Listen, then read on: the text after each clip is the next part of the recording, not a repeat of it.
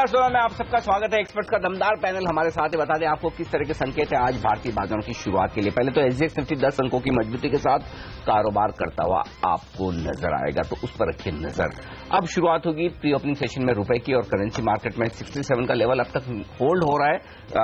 Dollar index 101.50 के नजदीक आया है, फिर भी हमारी करेंसी उतनी कमजोर हुई नहीं और वो एक अच्छा संकेत है। हाँ, एशिया थोड़ा सा कमजोरी का संकेत दे रहा है, खासतौर से लाल निशान में कारोबार होता हुआ दिख रहा है। देखिए कल 66-97 पर बंद हुआ है रुपया और डॉलर इंडेक्स 101.35 के आसपास आपको दिखेगा। एक बार हांगकांग देख लीजिए फिर से, ताकि अंदाजा लगे हमें ओपनिंग के लिए संकेत कहां और कैसे मिल रहे हैं। हांगकांग का बाजार इस वक्त कितना कमजोर है, 0.5%, तो थोड़ा नुकसान है। चलिए ये है संकेत आपके लिए। हमारे एक्सपर्ट्स हमारे साथ हैं, संदीप वागले साहब, प्रकाश दीवान और नितिन मुरारकर। अब कोलकाता से हमारे साथ रजत के बॉस.com के रजत बॉस भी जुड़ गए। तो पहले एक काम करते हैं, सबसे पहले इनकी लेते हैं पिक्स। बताइए रजत, आपने कौन से स्टॉक्स चुने आज ट्रेडिंग के लिए? आज ट्रेडिंग के लिए तीनों स्टॉक चुना है, उसमें 2 सेल रिकमेंडेशन और 1 बाय रिकमेंडेशन है। No prizes for guessing. Buy recommendation is on Reliance. इसमें 1179 के नीचे स्टॉप लॉस लगाई है। 1237 से 1249 तक ऊपर की तरफ जाने की पॉसिबिलिटीज है। इसके बाद में इसमें एक बार शॉर्ट टर्म ट्रेडर्स के लिए प्रॉफिट बुक कर लेना ही बेहतर होगा, वो 1250 के आसपास अगर पहुंचे तो। और जहां पे सेल रिकमेंडेशन है वो है हिंदुस्तान पेट्रोलियम। इसमें स्टॉप लॉस लगाई है 570 के ऊपर और 541 और 528 की टारगेट। तीसरी स्टॉक है साउथ बैंक। इसमें आप 21 रुपया 5 पैसा के ऊपर में स्टॉप लॉस लगाइए और 20 रुपया 10 पैसा और 19 रुपया 75 पैसा, ये दोनों आपकी डाउनसाइड टारगेट होगी। मेरी तरफ से डिस्क्लोजर ये है कि रिलायंस और साउथ बैंक मेरी पोर्टफोलियो इन्वेस्टमेंट पोर्टफोलियो में है, इसमें कोई ट्रेडिंग पोजीशन मेरा है नहीं। ओके, चलिए तो इन स्टॉक्स पर रखिए नजर। नितिन जी भी हमारे साथ दिल्ली से, बताइए सर आपके पिक्स क्या है, लेकिन उससे पहले देख लेते हैं प्री ओपनिंग ट्रेड किस तरह से निकल कर आ रहा है। आप देखिए 150 पॉइंट ऊपर निफ्टी इस समय ट्रेड कर रहा है, तो ये ट्रेड तो 9:07 के आसपास तक सेटल होते हैं। तो एक काम करते हैं, नितिन मुरारकर जी के पिक्स ही पूछ लेते हैं। बताइए नितिन जी, आपके पिक्स क्या हैं?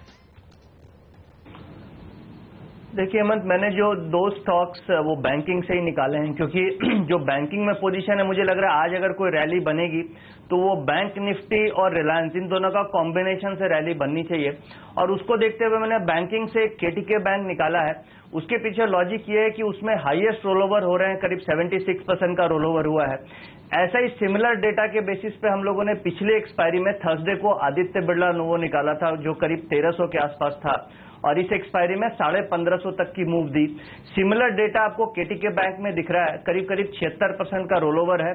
और ओवरऑल पूरे बैंकिंग स्पेस में पीएसयू एंड प्राइवेट दोनों में अच्छे रोलओवर्स हो रहे हैं। तो मुझे लगता है कि 150 रुपए तक के टारगेट आपको केटीके बैंक में मिलना चाहिए और स्टॉप लॉस करीब 122 रुपए का होगा। और इसके अलावा दूसरा आईसीआईसी बैंक है, इसमें कल वॉल्यूम का भी एक्सपेंशन है। रोलओवर्स के टर्म्स में देखेंगे तो 56% रोलओवर्स है। डिलीवरी वाइज आप देखते हैं तो लास्ट 7-8 दिनों से अच्छी खासी डिलीवरी भी उठ रही है। तो मुझे लग रहा है कि पहले एचडीएफसी बैंक चला, फिर आपको एक्सिस बैंक में मोमेंटम आई। अब हो सकता है आपको आईसीआईसी बैंक जो हेवी वेट है उसमें एक मोमेंटम आपको मिल सकता है। आज अगर कुछ मोमेंटम आता है तो 300 का एक टारगेट आप रख सकते हैं, जो फिर भी 12-13 रुपया ऊपर है, क्योंकि 300 पे मैक्सिमम कॉल राइटर्स हैं। मगर आप अगले एक्सपायरी मंडे ट्यूसडे तक का व्यू लें तो मुझे लगता है 310 तक के टारगेट मिल सकते हैं। स्टॉप लॉस 277 रुपए के आसपास का होगा। ओके, तो ये है तमाम वो पिक्स जहां पर नितिन की नजर है। रुपए की ओपनिंग एकदम शांत होती हुई दिखी, आप देख लीजिए, कोई खास बदलाव नहीं, 1 पैसे की मजबूती इस वक्त नजर आ रही है। तो प्री ओपनिंग सेशन बिल्कुल शांत शुरुआत के संकेत दे रहा है फिलहाल, लेकिन अब धीमे धीमे निफ्टी में मजबूती बनती हुई दिख रही, 40 अंकों के आसपास। बिल्कुल, और जिस खबर का हमें इंतजार था वो ये था कि भारतीय और टेलीनॉर के डील के वैल्यूएशंस क्या हो सकते हैं। 6800 से 7000 करोड़ रुपए के आसपास के वैल्यूएशंस हो सकते हैं, और काफी पैसा खर्च करना पड़ रहा है कॉम्पिटिटर्स को रिलायंस जियो के साथ कम्पीट करने के लिए, ये तो कहना होगा। दीवान साहब ये बताइए, कोई और टेलीकॉम कंपनी जहां पर तेजी बन सकती है आगे आने वाले 1-2 दिनों में इस डील के चलते? नहीं, मैं तो जो ज्ञान इंडस्ट्री एक्सपर्ट्स दे रहे थे कंसोलिडेशन का, उसी के ऊपर जाऊंगा, क्योंकि इतना तो एक्सपर्टीज सेक्टर पे नहीं है हमारी। बट हम लोग को जो समझ आ रहा है कि कंसोलिडेशन का दौर जो है वो 2 एरियाज में होगा। एक जो सर्विस प्रोवाइडर्स हैं जो बड़े, आपने वोडाफोन आइडिया देख लिया, आज टेलीनॉर जैसा छोटा भी प्लेयर जो हो गया। अब इसमें बचा कौन है? टाटा कम्युनिकेशन बचा है, और रिलायंस कम्युनिकेशन। तो वहां पे अगर आप देखें तो रिलायंस कम्युनिकेशन एक बहुत बढ़िया एसेट वाला पीस है जो किसी भी कंपनी को फायदा करा सकता है। ऑन इट्स ओन उसमें शायद बहुत फायदा ना हो, अगर वो अपने आप ही ये जूझते रहे इस गेम में तो वो नहीं हो, बट किसी और के लिए काफी बड़ा सहारा बन सकते हैं। सो मुझे लगता है कंसोलिडेशन के हिसाब से देखें तो अब उसमें एक बाय डिफॉल्ट उस पर चॉइस आ जाएगी, तो कहीं ना कहीं अब उस पर कौन लेता है उस पर डिपेंड करता है। सो वो जैसे ही कुछ खबरें आती हैं उसमें भी थोड़ा सा एक मोमेंटम आ सकता है। एक इंटरेस्टिंग बात ये होगी जो डील की साइज आपने बताई हेमंत जी, 7,000 करोड़ के आसपास। अब ये पैसा कहां से आएगा, कितना कर्ज होगा भारतीय इन्फ्राटेल के स्टेक सेल से? हाँ, यही बाजार मानकर चलेगा? नहीं, पर भारतीय में सर आपने सुनील मित्तल जी का बयान सुना जो उन्होंने बाहर किया था, जो बीच में ये जो समिट हुई थी डावोस में, तो उन्होंने कहा था कि we are not so majorly indebted. हमारी डेट पोजीशन जो परसेप्शन है लोगों का, और उन्होंने जो फॉरेन ईसीबी लोन्स जो लिए थे और जो रीपेमेंट हो गए, और खास करके जब से अफ्रीका का बिजनेस उनका एक जगह स्टेबलाइज हो चुका है, तो इतना ड्रैग उस पर बैलेंस शीट पे है नहीं। तो I don't think fund raising will be an issue. What this will do is set the tone for all residual stake जो स्पेक्ट्रम बेस्ड एसेट्स हैं।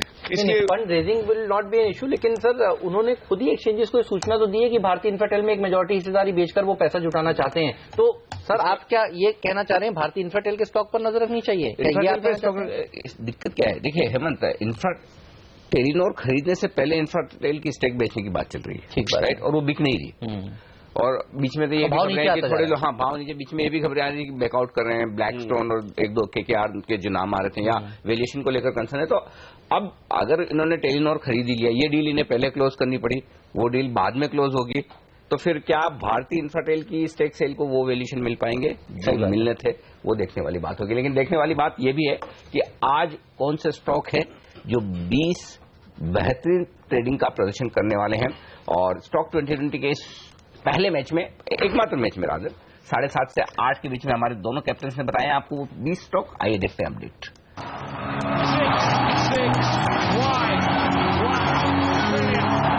पूरी की पूरी टीम किस तरह से निकल कर आई है, बल्लेबाजों से भरी हुई है। वर्लपूल, मर्क इलेक्ट्रॉनिक्स में तेजी देखने को मिलेगी। गर्मी के सीजन के चलते एसीज और कूलिंग प्रोडक्ट्स की डिमांड बढ़ती है जनरली, तो यहां पर अभी से नजर होनी चाहिए। सेल्स बढ़ती हुई नजर आती है। सेंट गोबेन जैसी कंपनियों पर भी आपकी नजर होनी चाहिए। गोल्डन टोबैको, ये एक सिगरेट बनाने वाली कंपनी है, यहां पर भी तेजी बन सकती है। आईटीडीसी एक सरकारी कंपनी, जहां पर अच्छी रैली देखने को मिलेगी। सरकार आगे चलकर होटल्स में विनिवेश करना चाहती है। डिपेंडेबल का दर्जा में सिलेक्टर्स ने बैंकीज को दिया है, जिस तरह से एग्स की कीमतें 9% बढ़ी हैं। इसके अलावा IRB इंफ्रा, जे कुमार इंफ्रा, ये दो ऐसी कंपनियां हैं जिनका महाराष्ट्र में काफी सारा कामकाज है। और अगर शिवसेना हार जाती है तो जे कुमार इंफ्रा में अच्छी तेजी देखने को मिलेगी। BMC के चुनाव का आउटकम आज दोपहर तक आ जाएगा। साथ ही नजर रखिएगा फिलिप्स कार्बन और गोवा कार्बन ब्लैक पर, यहां पर भी एक अच्छी रैली बन सकती है आज के दिन। टीम ने डाली, यहाँ पे खबरों फोकस किया गया है पूरी तरीके से। HOCL और यहाँ पे जो लैंड बेच रहे हैं BPCL को, वो अप्रूव हो गई। साथ ही डाइवेस्टमेंट भी है उनके इन्वेस्टमेंट का, उसका फायदा होगा। UCO bank, IDBI bank, IOB, इन तीनों को फायदा होगा क्योंकि 8,000 करोड़ का जो रिकैपिटलाइजेशन फंड आने वाला उसमें मेजर चंक इन तीनों को जाएगा। तो कर्नाटक बैंक देखिए, यहाँ पे भी प्राइवेट सेक्टर के छोटे बैंकों में जो रैली बनी है, खासतौर पे इसमें 52 वीक हाइस के आसपास ट्रेड कर रहा है, तो उसका फायदा इसको अभी दिखने को मिलेगा। समर सीजन थोड़ा जल्दी शुरू हो गया, इसलिए जो इस व्हाइट गुड्स बनाने वाली कंपनी है उनको फायदा होगा। ब्लू स्टार उनमें से एक है। कॉफी डे रिस्ट्रक्चरिंग कर रही है, तो वो थोड़ा सा कंसोलिडेशन बेहतर होगा। किंगफर्स्ट साइंस, ये एक बेहतरीन कंपनी है जिसमें अब राइट्स इशू लाने की तैयारी की जा रही है, उसका बड़ा फायदा इसको देखने को मिलेगा। मल्टीबैगर ऑलरेडी ये स्टॉक है, मेरी टीम में बहुत पहले रह चुका है। और सेल यहां पे शॉर्ट की सलाह होगी क्योंकि इसके जो कॉस्ट ओवररन का मामला है वो अभी सुलझता हुआ नहीं दिख रहा है।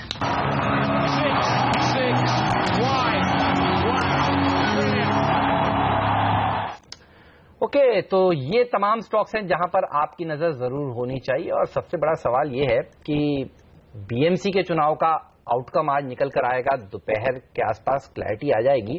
और 10 और महानगर पालिकाएं हैं महाराष्ट्र में जिनके आउटकम निकल कर आएंगे। ये बताइए, इस आउटकम का दीवान साहब कुछ इम्पैक्ट मार्केट पर पड़ेगा या मार्केट इसको भी क्लोजली देख रहा है? और क्या ये आउटकम किसी तरह से मूड बनाने का काम करेगा ट्रेडर्स का क्योंकि अगला जो चुनाव का आउटकम है वो तो उत्तर प्रदेश का है। बिल्कुल बिल्कुल नहीं। सो आज जो in the absence of exit poll जो यूपी से ग्राउंड रियलिटी जो दिख रही है, समझ लोगों को आ रही है, उसमें डेफिनेटली बीजेपी का थोड़ा स्ट्रेंथ जो है वो हाँ जो पहले नहीं दिख रही थी, अब ये अनुमान है, there is no data to back this up.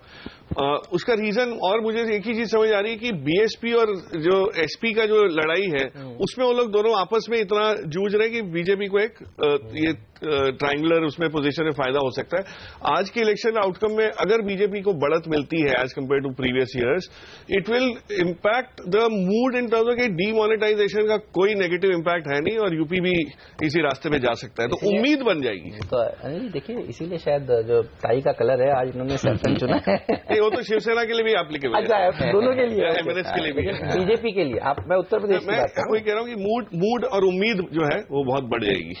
Outcome तो मैं नहीं जानता, बट उम्मीद डेफिनेटली बढ़ जाएगी। और यूपी बीएमसी रिजल्ट से इंफ्रास्ट्रक्चर कंपनीज का जो आपने कहीं 2020 में शायद जिक्र किया था, आई फुल्ली एंडोर्स दैट, क्योंकि अब स्पेंडिंग एक नए तौर पे वापस बढ़ेगी। जो प्रोजेक्ट्स उसमें अटके हुए हैं वो सारे आपको बहुत स्पीड से इम्प्लीमेंटेशन जोन में आएंगे। ओके, तो आज ये इलेक्शन जो हुए हैं परसों, उसकी वोटों की गिनती शुरू होगी मुंबई में सुबह 10 बजे, और आजकल तो सब काम इलेक्ट्रॉनिक है, तो 11 बजे के आसपास काफी कुछ तस्वीर साफ होने लगेगी और 12 साढ़े 12 तक मेरे ख्याल से सारे नतीजे आ ही जाएंगे। छोटे इलेक्शन है क्योंकि तो फटाफट गिनती हो जाएगी। तो चुनाव तो आप कहीं पे भी देख सकते हैं, लेकिन चुनाव का असर बाजार पर क्या पड़ेगा, इसको देखने के लिए आपको फिर से एक ही चैनल देखना है। जी हाँ, 10 बजे से लगातार 1 बजे तक रुझान क्लियर हो सकते हैं, तो आपको देखना है सिर्फ और सिर्फ सीएनबीसी आवाज, आपका अपना बिजनेस चैनल। बिल्कुल, तो नतीजों का पूरा विश्लेषण और सारी खबरें आपको सीएनबीसी आवाज पर मिलेंगी। लेकिन इस बीच एक और स्टॉक BEL, जिसका कल ऑफर फॉर सेल शुरू हुआ, 2 गुना से ज्यादा इंस्टीट्यूशनल कैटेगरी वालों ने भरा। आज वक्त है उन लोगों के लिए जो पैसा लगाना चाहते हैं इसमें। नितिन, ये बताएं, BEL अगर वायदा कारोबार के ट्रेडर्स को खरीदना हो तो क्या आपकी सलाह है? दूसरा, किन लेवल्स के आसपास आपको लगता है कि ये एक अच्छा सपोर्ट है या एक अच्छी प्राइस है जहां पर अप्लाई किया जा सकता है इस ऑफर फॉर सेल में भी? टेक्निकली तो बहुत ज्यादा स्ट्रांग नहीं लग रहा अनिल जी।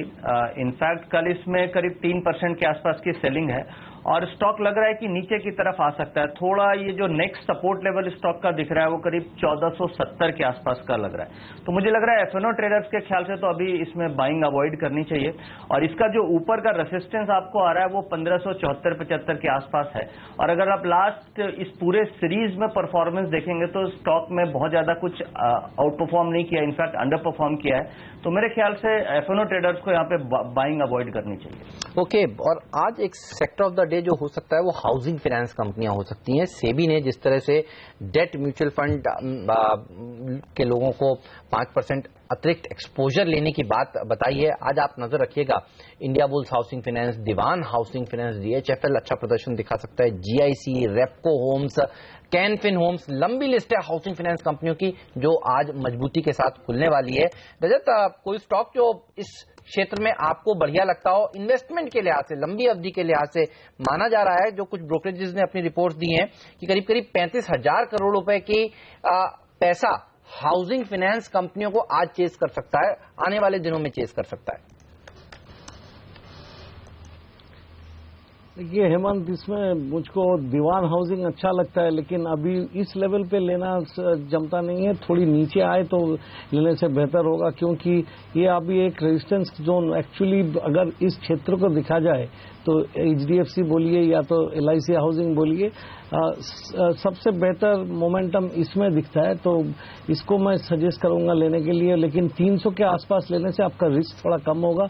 लंबी अवधि में इसका टारगेट 423 से लेके 450 के ऊपर दिखता है, तो there would be not much risk in this. नीचे 25 रुपया का रिस्क 300 के आसपास में लेने से, ऊपर में 100 से ज्यादा रुपया मिलने की उम्मीद करके इसको आप खरीदारी कर सकते हैं, but don't by at current prices. Okay, तो ये है हाउसिंग फाइनेंस कंपनी पर आपके लिए राय।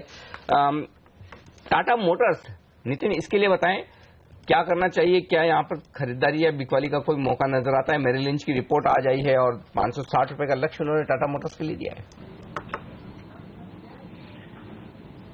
निखिल जी, डेटा और चार्ट्स में तो थोड़ा बाउंस दिखा रहा है, बहुत ज्यादा रोल ओवर्स भी नहीं है, करीब करीब 60% के आसपास रोल ओवर्स हैं, बट इसमें शॉर्ट पोजीशन काफी बनी थी पूरे सीरीज में। तो जो लास्ट 4-5 दिनों में अपमूव आया है उसमें कुछ हद तक शॉर्ट पोजीशन कटी है और नेक्स्ट मंथ में शॉर्ट रोल ओवर बहुत ज्यादा एग्रेसिव नहीं हो रहे हैं। तो मुझे लगता है कि आप कम से कम बहुत ज्यादा डाउन साइड आपको स्टॉक में नहीं है, बट फिर भी यहाँ पे जो सपोर्ट एरिया बन रहा है वो करीब 445 के आसपास का सपोर्ट एरिया है, 460 के आसपास है। अगर कोई भी डिप आपको ये 450 की रेंज में मिलता है तो वो बेस्ट बाय होगा। मुझे लगता है कि इस एक्सपायरी में गोइंग फॉरवर्ड एक बार 480 485 तक का शॉर्ट टर्म टारगेट रख के आप बाइंग कर सकते हैं। ओके, तो स्टॉक पर रखिए नजर। ज्योति लैब्स एक और कंपनी है जो खबरों के दम पर आज एक्शन में रहने वाली है। JSPL, इस पर भी एक राय मैं आपसे लेना चाहता हूं नितिन। इस सीरीज में पिछले 2-3 ट्रेडिंग सेशंस में बहुत अच्छा प्रदर्शन इस स्टॉक ने भी दिखाया है। JSPL पर आपका क्या व्यू बन रहा है? देखिए, काफी स्ट्रांग अप ट्रेंड है, डेटा भी पॉजिटिव है, पूरी एक्सपायरी में कंटिन्यूअस इसमें लॉन्ग एडिशन है जो रोल ओवर्स हो रहे हैं। डिलीवरी का डेटा देखेंगे वहां पे भी इस पूरे मंथ में इसमें वॉल्यूम एक्सपेंशन काफी अच्छा हुआ है। 3 दिनों से वॉल्यूम देखेंगे तो काफी तेज वॉल्यूम्स हो रहे हैं। मुझे लग रहा है गोइंग फॉरवर्ड इसमें कम से कम आपको 125 से 130 रुपए तक के टारगेट मिलने चाहिए। अगर आपके पास पोजीशन है तो लॉन्ग रोल ओवर्स करना चाहिए। 100 रुपए के आसपास मेजर सपोर्ट है और 125 से 130 रुपए का टारगेट है। अगर आपको डिलीवरी में भी स्टॉक लेना है तो 110 का स्टॉप लॉस रख के 135 140 के टारगेट के लिए बाइंग की जा सकती है। ओके, तो ये राय है आपके लिए इस वक्त। और इस बीच देखिए, प्री ओपनिंग सेशन में बड़ी दमदार तेजी दिख रही है निफ्टी में। 8,950 के ऊपर ही खुलने की तैयारी करता हुआ दिख रहा है। 8,956, देखते हैं इतना ऊपर खुल पाएंगे या फिर थोड़ा कम खुलेंगे, फिर 8,950 की तरफ बढ़ेंगे। 60 अंक मजबूत सेंसेक्स दिख रहा है। मिड कैप इंडेक्स एकदम फ्लैट है, बैंकिंग निफ्टी एकदम फ्लैट है। कल का हाई था 8,960, देखना है कि क्या शुरुआत में वो हाई हम पार कर पाते हैं। मजबूती बनेगी भारतीय एयरटेल के दम पे, 3% मजबूत ये दिख रहा है। पहली टिक आपकी स्क्रीन पर आती है सेंसेक्स और निफ्टी पर। 8,950 के पार खुलता हुआ निफ्टी एग्जैक्टली वहीं पर खुलता हुआ दिख रहा है। इनफैक्ट 85 अंक ऊपर सेंसेक्स है। बैंक निफ्टी एकदम फ्लैट है। मिड कैप इंडेक्स में मामूली तेजी। आइडिया सेल्यूलर 3% ऊपर, भारतीय 3% ऊपर, रिलायंस 0.5% ऊपर। ये है 3 स्टॉक टेलीकॉम सेक्टर से जुड़े हुए जो मजबूती दिखा रहे हैं। टाटा मोटर्स DVR 0.5% ऊपर खुला है। HUL, HDFC बैंक, HDFC में भी 0.5% की तेजी है। लेकिन स्टार परफॉर्मर है आइडिया, 5% का बड़ा उछाल आइडिया में बनता हुआ दिख रहा है। ये जबरदस्त तेजी दिखा रहा है। 24 और 25 2 तारीख कल और परसों जो है, जिसमें हो सकता है आइडिया और वोडाफोन के बीच में डील फाइनल हो जाए। भारतीय इंफ्राटेल जिसकी हम बात कर रहे थे कि दबाव बन सकता है, 1.5% नीचे। ICICI बैंक में 1% का नुकसान। आइए वायदा कारोबार के स्टॉक्स बता दूं आपको कहां पर एक्शन है। भारतीय इंफ्राटेल टॉप लूजर, 2% नीचे। ग्रेन्यूल्स इंडिया में 1% का नुकसान दिखेगा और साथ ही ICICI बैंक 1% कमजोर है। तो मजबूत है आइडिया, 6% का बड़ा उछाल आज एक्सपायरी के दिन और 3.5%। भारतीय इंफ्राटेल जस्ट डायल की रफ्तार थमती नजर नहीं आ रही है और अब देखिए 535, 2% का उछाल। HDIL, DHFL जैसे शेयर मजबूती के साथ खुलते हुए दिख रहे हैं। बैंक निफ्टी एकदम फ्लैट है, बाकी इंडेक्स में थोड़ी थोड़ी तेजी है। बिल्कुल, हाउसिंग फाइनेंस कंपनियां सबसे अच्छा प्रदर्शन दिखाने वाला एकमात्र सेक्टर आप देखिए, इस पर नजर रखिए, अच्छी तेजी बन रही है। LIC housing finance, DHFL, Canfin Homes, India Bulls Housing Finance, ये सब मजबूती के साथ आज खुलते हुए। और DHFL हमारे एक्सपर्ट कह रहे थे कि खरीदारी करनी चाहिए। रजत बोस जी और प्रकाश दीवान जी को भी ये शेयर पसंद है। इस पर अब विस्तार से बात भी करेंगे। लेकिन आप देखिए और कौन से स्टॉक्स हैं जहां एक्शन देखने को मिल रहा है। ज्योति स्ट्रक्चर्स, पिटी हुई कंपनी, ये मजबूती के साथ ट्रेड कर रही है। आज देखिए आइडिया, भारती, यही वो स्टॉक्स हैं जो अच्छा प्रदर्शन सबसे दिखा रहे हैं। साथ ही रियल एस्टेट कंपनियों में मुंबई की रियल एस्टेट कंपनी देखिए, HDIL में भी अच्छी तेजी आज के सत्र में देखने को मिल रही है। रिलायंस इंडस्ट्रीज अच्छा प्रदर्शन दिखाता हुआ। जी, आप कुछ HDIL की आप जो बात कर रहे हैं हेमंत, मजबूती की एक वजह है और वो ये है कि आज वायदा कारोबार के बैन से ये बाहर निकला है। और आपने सही कहा, स्टॉक में 1.5% की तेजी तो बनी रही, साथ में ओपन इंटरेस्ट बिल्टअप अब धीमे धीमे होना शुरू होता हुआ दिख रहा है और लगभग 1% का ओपन इंटरेस्ट में इजाफा हुआ। तो प्राइस एक्शन पहले शुरू हो रहा है, वॉल्यूम एक्शन भी होने की तैयारी है। महाराष्ट्र के चुनाव का एक प्ले भी है ये, बिल्कुल। हाँ, इलेक्शन का जो आज मुंबई बेस्ड जो ज्यादा रियल एस्टेट डेवलपर्स हैं उन पर असर पड़ सकता है। तो इस पर एक राय ले ली जाए। HDIL पे ही नितिन बताएं, बैन से बाहर निकला है, खरीदना चाहिए इसे? देखिए जी, चार्ट स्ट्रक्चर काफी ठीक है और इमीडिएट बाउंस है, इसमें 66 रुपीज का स्टॉप लॉस बनता है और मुझे लग रहा है कि एक बार 70 रुपए तक का टारगेट शॉर्ट टर्म दे सकता है। चार्ट में बहुत ज्यादा वीकनेस नहीं है। ओवरऑल अगर आप व्यू लें नेक्स्ट एक्सपायरी का तो एक बार 75 तक के टारगेट बनते हैं, तो इस लेवल पे 66 का स्टॉप लॉस लगा के बाइंग करना बनता है। स्टॉक ऑफ द मोमेंट तो भारतीय एयरटेल ही है।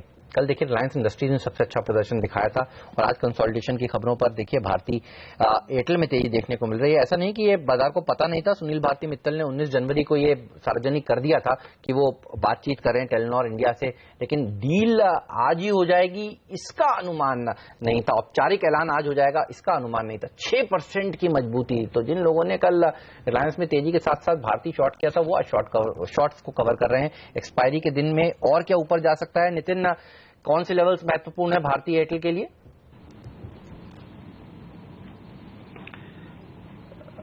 देखिए हेमंत, भारती में ऑलरेडी जैसे जो रेसिस्टेंस आ रहे हैं वो करीब 385 की रेंज में आ रहे हैं और ऑप्शंस में भी ऊपर थोड़ी राइटिंग है, तो मुझे लग रहा है कि आज के ख्याल से आप देखें तो 385 386 पे एक रेसिस्टेंस आना चाहिए। ऊपर 385 86 के आसपास एक बार प्रॉफिट बुक कर लेना चाहिए स्टॉक में। इसके अलावा दूसरी अपॉर्चुनिटी जैसे केटीके बैंक हमने डिस्कस किया था, उसमें आप देखिए मोमेंटम अच्छा आ रहा है, रोलोवर्स काफी अच्छे हो रहे हैं, वहां पे आप बाइंग करके चल सकते हैं। बट भारती में 385 के आसपास आपको प्रॉफिट बुक करके निकलना चाहिए। 380-85 वागिर साहब, आपका भी यही लेवल था शायद 380 भारती का? 380 का ही लेवल। हाँ, 380-85 ये लेवल आ गया, रेंज आ गई जहां पर प्रॉफिट बुक करनी चाहिए। लेकिन एक और स्टॉक जो एक्शन में आता हुआ दिखा है, जहां आज सबसे ज्यादा ओपन इंटरेस्ट बना है, वो है आईएफसीआई। और आईएफसीआई कल भी एक मुंह दिखाने की कोशिश कर रहा था, लेकिन आज बैंड से बाहर निकलने के बाद यहाँ फिर से फ्रेश पोजीशंस बनती हुई नजर आ रही है। तो करीबन देखिए कितना आज कितना, माय गॉड, आईएफसीआई में बड़ा ओपन इंटरेस्ट एडिशन होता हुआ दिखा। ये तो 14-15% का open interest, 15% open interest addition हुआ। 43 लाख शेयर सुबह जुड़े। हाँ, ये जरूर है कि छोटी प्राइस का स्टॉक है, लेकिन उसके बावजूद इतनी ज्यादा पोजीशन बनती हुई दिख रही। 30 रुपए पर फिर आया है।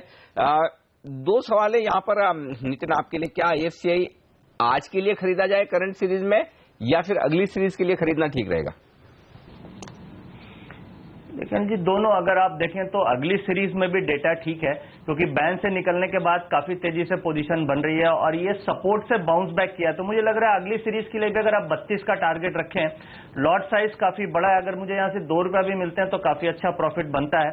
इसका स्टॉप लॉस 29 रुपए का बनता है। अगर आप आज भी खरीदते हैं और अगर ये 50-60 पैसे का भी गेन दे जाए तो एक अच्छा मुनाफा हो सकता है।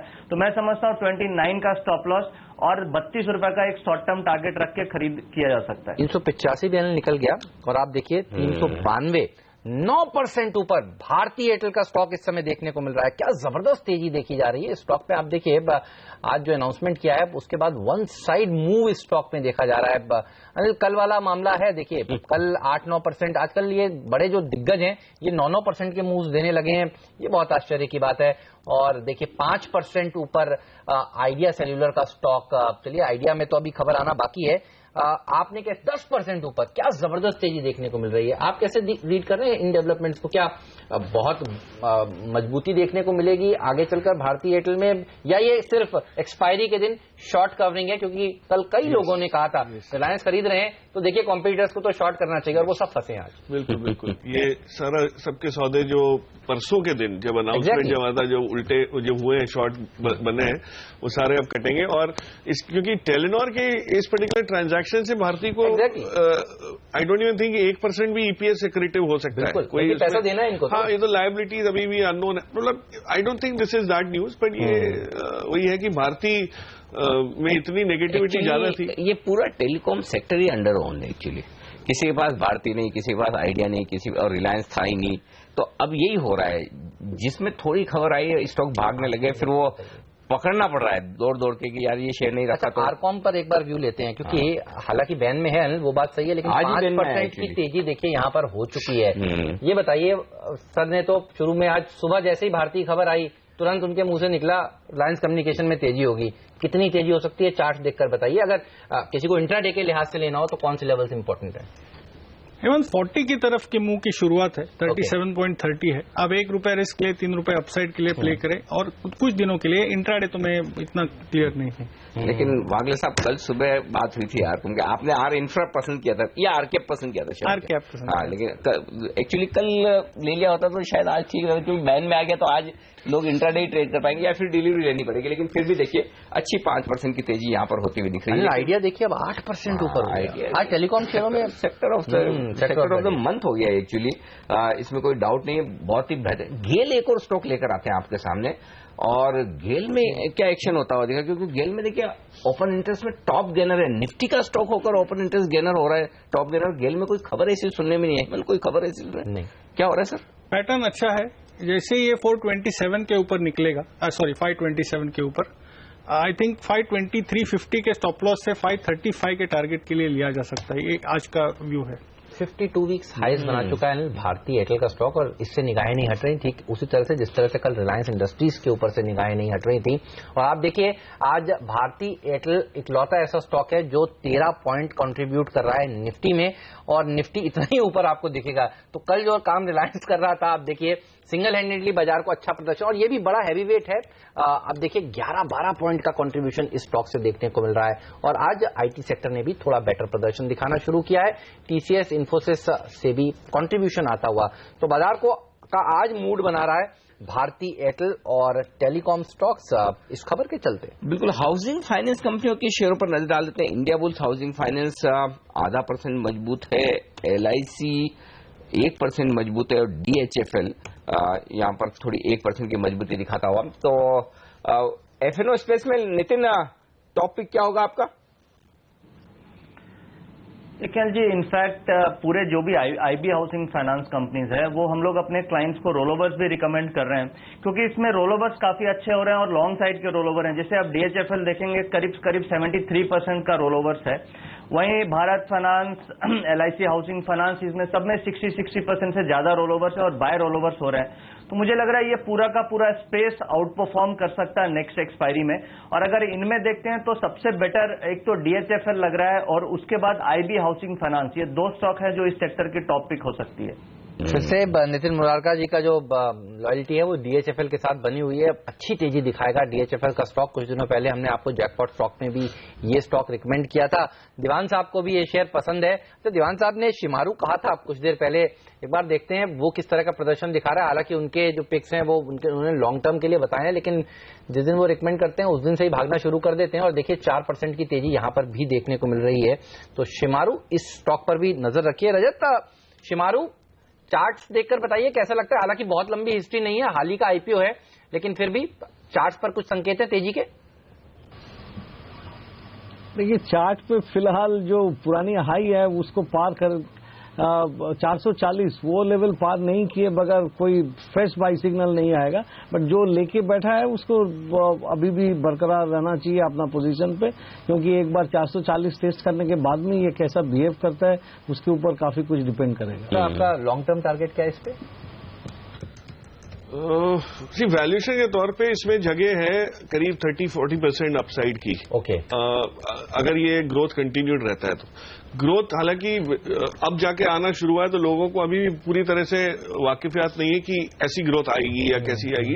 अनचार्टेड टेरिटरी जिसको बोलते हैं उसमें आई थिंक 500-550 तो बहुत जायज है, कोई इसमें सरप्राइज जैसा नहीं मुझे लगेगा।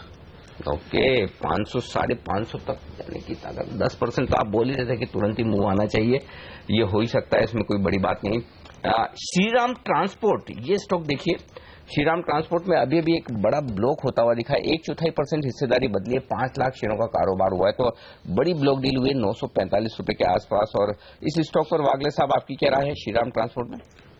थोड़ा अनिल जी मैं वेट करूंगा, 955-956 के ऊपर निकलेगा, अभी 50-51 चल रहा है, तो क्लैरिटी ज्यादा आएगी, और फिर मैं लगभग 975 तक की मूव। 955 के ऊपर? हाँ, ओके, 955 के ऊपर निकले तब यहां पर खरीदारी करनी चाहिए। ओके, तो 953 का हाई है श्रीराम ट्रांसपोर्ट, ये स्टॉक नजर में रखिए। आज बड़ी ब्लॉक डील यहां पर होती हुई दिखी है, तो कुल मिलाकर एक्शन पूरा होता हुआ दिख रहा है आज यहाँ पर। देखिए HDIL, DHFL, ये तमाम शेयर, टेलीकॉम और हाउसिंग फाइनेंस कंपनियां, यही दो सेक्टर हैं जो सबसे अच्छा प्रदर्शन बिल्कुल आज के दिन दिखाती हुई नजर आ रही हैं। लेंगे एक मिनट हेमंत, एक स्टॉक और जहां पर कुछ बड़ा ट्रेड होता हुआ दिख रहा है वो बता दें जाते जाते। और एडलेब्स, ये एक स्टॉक है जहां पर एडलेब्स में क्या हो रहा है ये शेयर लाना जरूरी है आपके सामने। एडलेब्स आज क्या बात है, एंटरटेनमेंट का भी दिन है क्या? क्योंकि कल से आप देखिए, कल जो एडलेब्स में वॉल्यूम और प्राइस वॉल्यूम एक्शन था, तो अब देखिए वॉल्यूम एक्शन तो मैं बता दूं, प्राइस एक्शन वागले साहब थम्स अप कर रहे हैं। एडलेब्स में 2 ट्रेड हुए हैं, 81.50 और 82.45 पर। 6,50,000 का एक है, 6,90,000 का एक है, 0.81 और 0.86 यानी कुल मिलाकर 0.2% के आसपास की हिस्सेदारी बदली है। तो बड़ी हिस्सेदारी बदली है एडलेब्स में, ये बड़ा एक्शन बता दिए वागले साहब अपने लेवल बताइए। 83 का स्टॉप लॉस होगा और मुझे लगता है ये स्टॉक 20% कैटेगरी में आज ही जा सकता है, अभी 7% ऊपर है 20% कैटेगरी में। हाँ, जिस तरह से वॉल्यूम बिल्टअप हुआ, एक वेरी क्लियर स्विंग हाई को ब्रेक किया है, तो मैं समझता हूं यहां पर बाय करना चाहिए। 83, 82, 80 का स्टॉप लॉस होगा, 20% जो बनता है इंटरडे, और पोजिशनल टारगेट मुझे लगता है 105, 110 तक होगा। चलिए, तो स्टॉक पर आज रखिएगा नजर। लेंगे एक ब्रेक। वागले साहब, प्रकाश दीवान साहब, नितिन मुरारका जी, रजत बोस जी, आप सबका धन्यवाद बेहतरीन स्टॉक आइडियाज बताने के लिए और हमारे दर्शकों के पैसे बनवाने के लिए। लेंगे एक छोटे सा ब्रेक और ब्रेक के बाद बाजार के जाने माने एक्सपर्ट उदयन मुखर्जी जी हमारे साथ जुड़ेंगे, उनसे जानेंगे कि उनका बाजार पर क्या निकल कर आ रहा है, कौन से सेक्टर से यहां से अच्छा प्रदर्शन दिखा सकते हैं। उत्तर प्रदेश के चुनाव पर भी चर्चा करेंगे, तो ये सब एक्शन रहने वाला है ब्रेक के उस पार।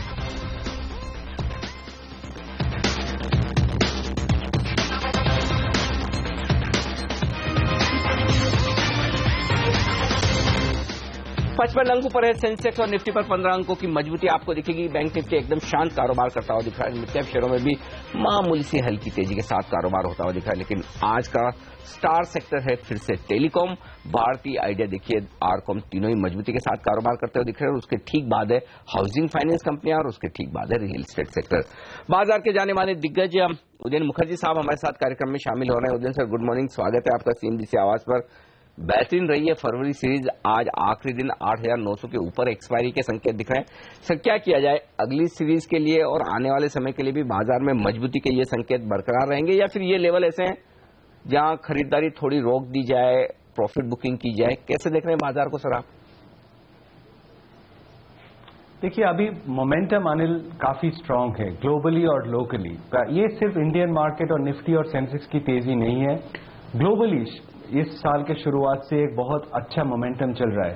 वो एक बहुत बड़ा कारण है हमारे मार्केट ऊपर जाने का। और दूसरा है, आपको जैसे पता ही है, काफी local money domestic mutual fund से बाजार के अंदर आ रहा है। तो मार्केट क्या टेक्निकल्स जो बोलते हैं अभी काफी स्ट्रांग है, क्योंकि लिक्विडिटी बहुत सॉलिड है और ग्लोबल मोमेंटम भी काफी सॉलिड है।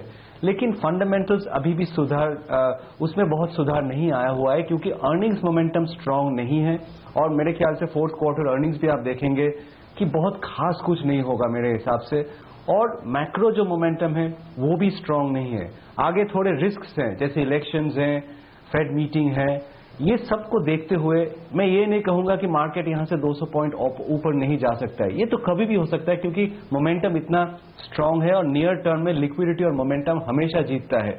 लेकिन क्या ये 9,000 निफ्टी का लेवल खरीदने का टाइम है? स्टॉक्स इतना बड़ा रनअप के बाद जहां पे सामने अर्निंग्स ग्रोथ अभी तक आपको दिख नहीं रहा है, मैं कहूंगा अभी स्टॉक्स को चेज करना अकलमंदी का काम नहीं होगा इन्वेस्टर्स के लिए।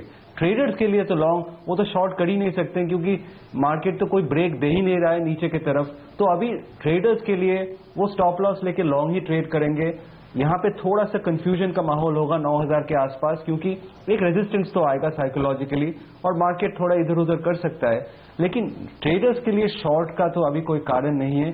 इन्वेस्टर्स के लिए मैं कहूंगा खरीदने का टाइम नहीं होगा, ये भी जानते हुए कि यहां से मार्केट 150-200 पॉइंट ऊपर जा सकता है, लेकिन रिस्क रिवॉर्ड अभी फेवरेबल नहीं है। ओके, तो रिस्क रिवॉर्ड फेवरेबल नहीं है। और जो 2 रिस्क उदयन सर आपने गिनाया, उसमें से एक रिस्क जो आपने बताया इलेक्शंस, उत्तर प्रदेश के इलेक्शंस और 5 राज्यों के इलेक्शंस, उस पर आपसे बात करना चाहता हूं। अगर जो डर है बाजार को थोड़ा बहुत, बीजेपी यूपी में सरकार नहीं बना पाती, ये सही साबित होता है तो करेक्शन होगा तो कितना होगा, और अगर बाजार को जो थोड़ी बहुत क्वेश्चंस हैं ये गलत साबित होता है और यूपी में बीजेपी की सरकार बन जाती है, तो अगला टारगेट आपका निफ्टी पर क्या होगा?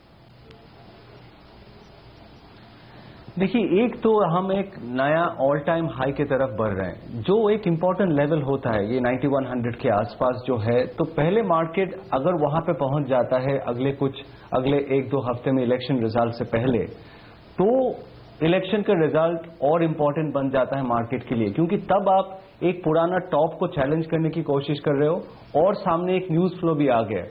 न्यूज फ्लो पॉजिटिव हो जाता है, मार्केट वो लेवल को तोड़ के एक नया हाई बना देता है, ये एक संभावना है। और एक संभावना है कि मार्केट वो 9100 के दायरे में घूमता रहा आसपास, वेट कर रहा है इवेंट का देखने के लिए कि हम एक नया टॉप फॉर्म करेंगे कि नहीं, और नतीजा ठीक नहीं आता है, मार्केट वहां से एक रिट्रैक्ट करता है, क्योंकि पुराने टॉप के वहां से रिबाउंड करना, एक करेक्टिव मूव लेना भी काफी दिखता है। आप पहले मार्केट का हिस्ट्री देखेंगे तो हम एक इंटरेस्टिंग जंक्चर पे पहुंच गए हैं। एक तो नया हाई, दूसरा कुछ इवेंट्स, ये सबको मिलके देखना पड़ेगा मार्च के महीने में, अगले कुछ 1-2 हफ्ते में हम सस्टेनेबली एक नया टॉप पे ट्रेड कर सकते हैं कि नहीं। लेकिन ये सारे टेक्निकल बातचीत है, फंडामेंटल्स पे भी नजर रखना चाहिए, क्योंकि अभी तक देखिए मार्केट नया टॉप कब बनाता है, जब मार्केट को एक उम्मीद होता है कि एटलीस्ट होना तो चाहिए कि फंडामेंटल्स में भी काफी इंप्रूवमेंट आगे आ रहा है, अर्निंग्स में या मैक्रो मोमेंटम में।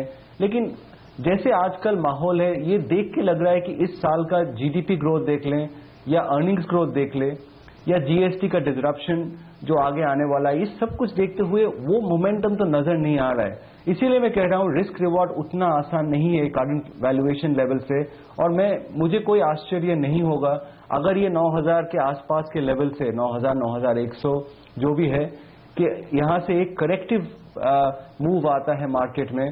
तो अगर आप मुझे गेस करने के लिए बोलेंगे कि 9300 जो मिड पॉइंट है 8900 के 8950, यहां से 400 पॉइंट ऊपर या 400 पॉइंट नीचे, मतलब 9300 या 8500, कौन सा ज्यादा प्रोबेबल है फंडामेंटल्स के हिसाब से?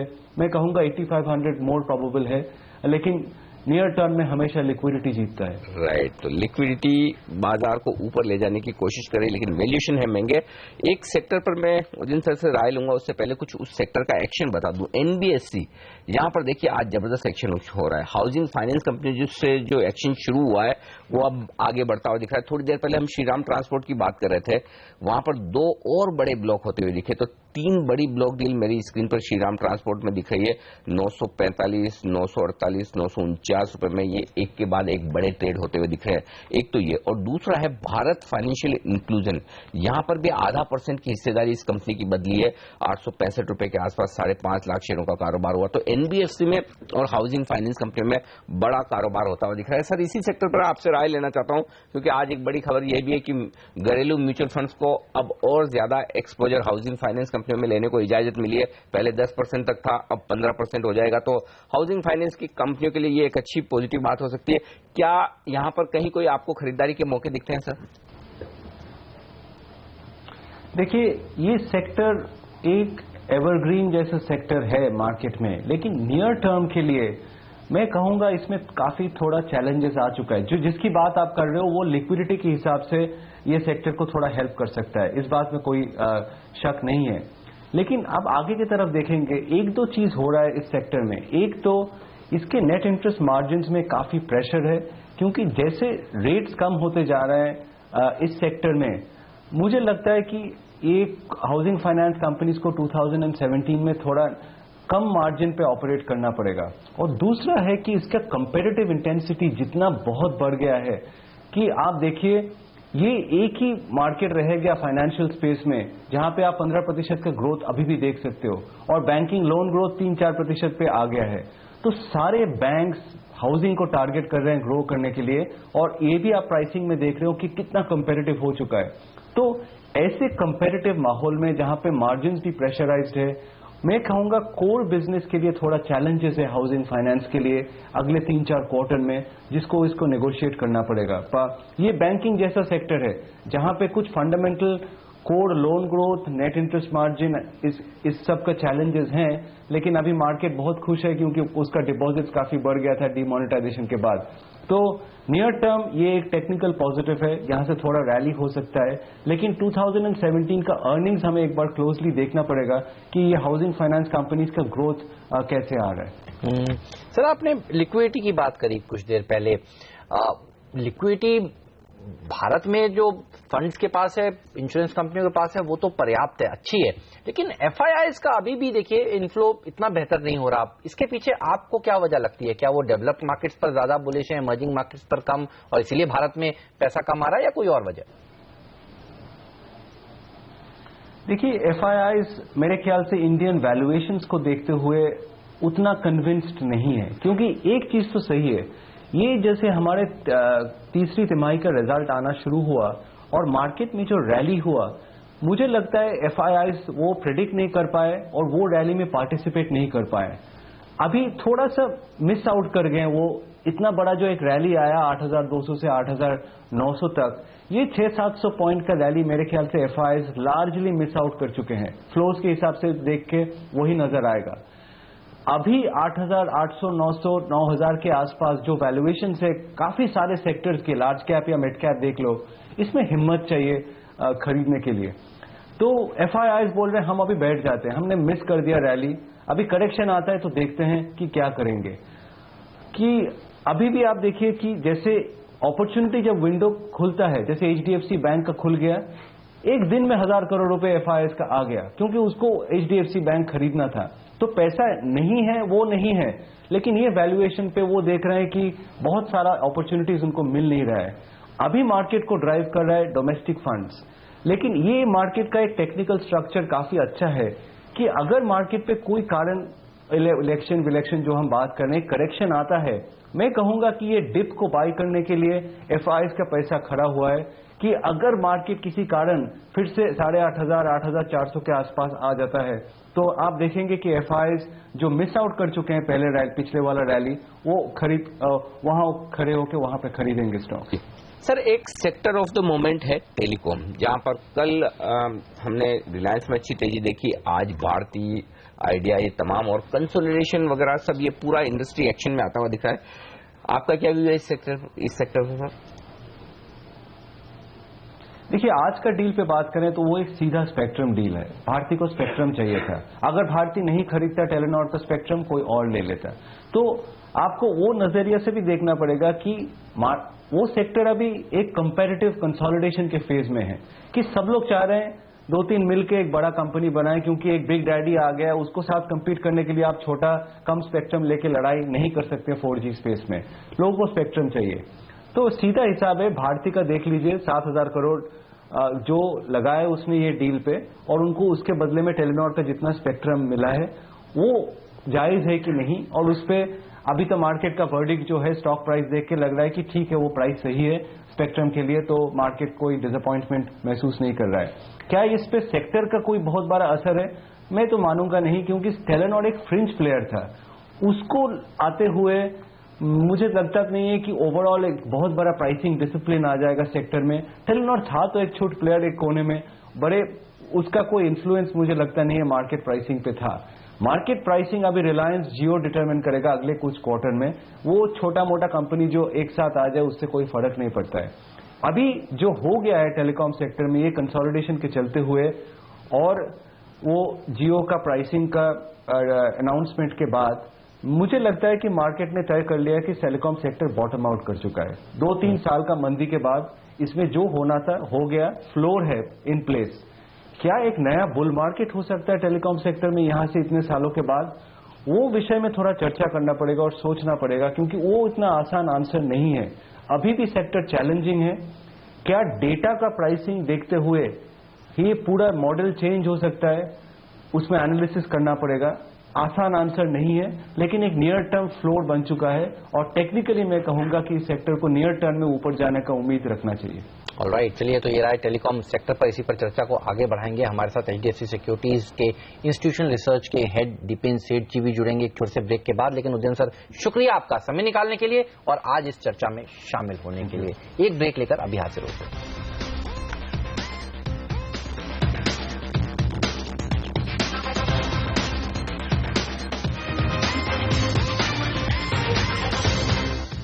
8,950 के आसपास वक्त बिताता हुआ निफ्टी और अब हमारे साथ कार्यक्रम में शामिल हो रहे हैं दीपेन सेठ साहब, HDFC सिक्योरिटीज के इंस्टीट्यूशनल इक्विटी के रिसर्च के हेड। दीपेन सर, सबसे पहले तो आपके जो सेक्टर्स पसंद के हैं जो आपको इन लेवल्स पर भी निवेश के लायक लगते हैं, और सबसे पहला इंटरेस्टिंग सेक्टर IT आपने चुना है।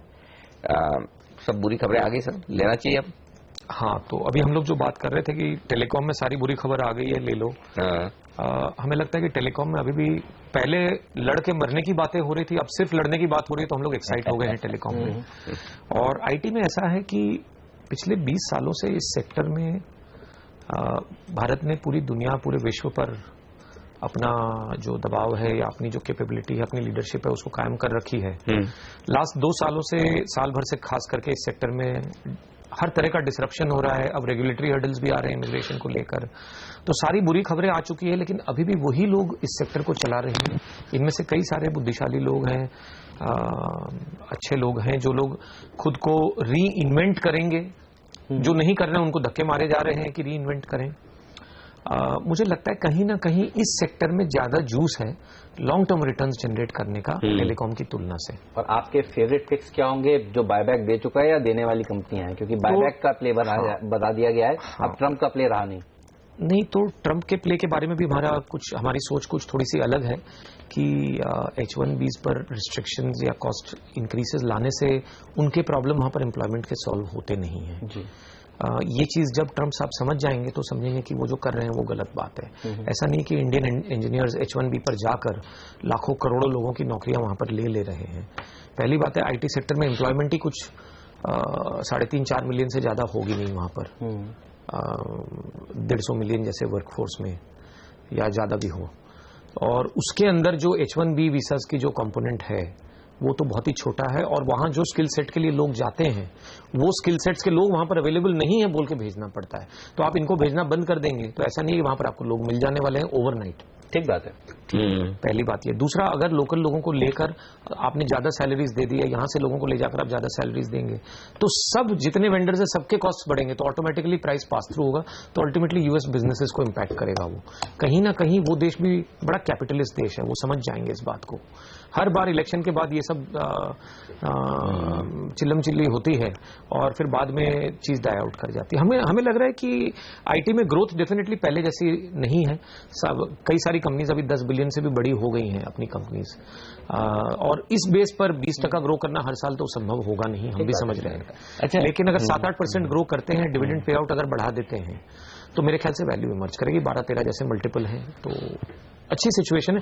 थोड़ा सा अनफैशनेबल हो जाता है आज के दिन इन्वेस्ट करना, और शायद यहीं पर अपॉर्चुनिटी है जब बाकी लोग नहीं देख रहे हैं किसी चीज को।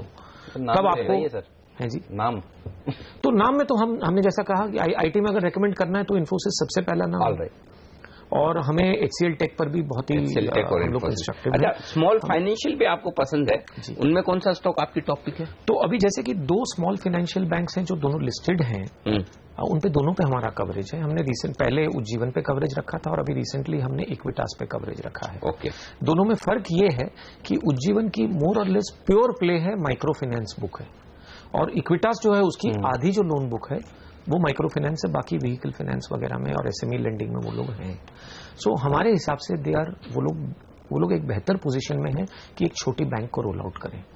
हमारा निजी व्यू ये है कि एक माइक्रो फाइनेंस कंपनी बन के नेक्स्ट 5 साल में जीना इंडिया में मुश्किल होगा, लेकिन एक स्मॉल फाइनेंस बैंक को बहुत एडवांटेजेस मिलेंगी जो नेक्स्ट 10, 15, 20 साल तक उसको काम आएंगी। सबसे बड़ी बात यह है कि आपको डिपॉजिट फ्रेंचाइज बनाने का मौका मिलता है। दूसरी बात यह है क्योंकि आप बैंक हैं तो होलसेल फंडिंग आपके लिए ज्यादा लोअर प्राइस पर भी मिलेगा और ज्यादा क्वांटिटी में भी उपलब्ध रहेगा। ठीक है। और ये जो डिपॉजिट फ्रेंचाइज आप बनाएंगे, हम समझते हैं कि रूरल एरियाज में, गांव में लोगों को सिर्फ पैसे की जरूरत है, वो लोग बोरोवर्स हैं, वो लोग सेवर्स नहीं है। जिस तरह से माइक्रो बोरोइंग एक मार्केट है, उस तरह से माइक्रो सेविंग की भी एक मार्केट है, और वहां से आपको लो कॉस्ट फंड्स मिलेंगे, फ्रेंचाइज बनेगा और क्रॉस सेलिंग अपॉर्चुनिटी मिलेगी। इस चीज में हमारे हिसाब से इक्विटास का बिजनेस मॉडल उज्जीवन से ज्यादा मैच्योर है, क्योंकि Ujjivan pure play micro finance company है अभी भी इन टर्म्स ऑफ उनकी लोन बुक। दोनों आगे बढ़ेंगे, हम दोनों पर काफी कंस्ट्रक्टिव हैं, लेकिन आज के दिन हमको इक्विटास ज्यादा पसंद है। इक्विटास बेहतर है उज्जीवन से। बहुत बहुत शुक्रिया सर आपका हमारे लिए वक्त निकालने के लिए। जाते जाते आपको स्टॉक बताने एक मैक्लियोड रसल, और ये स्टॉक आज से वायदा कारोबार से बाहर हो जाएगा। आज आखिरी दिन है, वायदा कारोबार से बाहर निकल रहा है।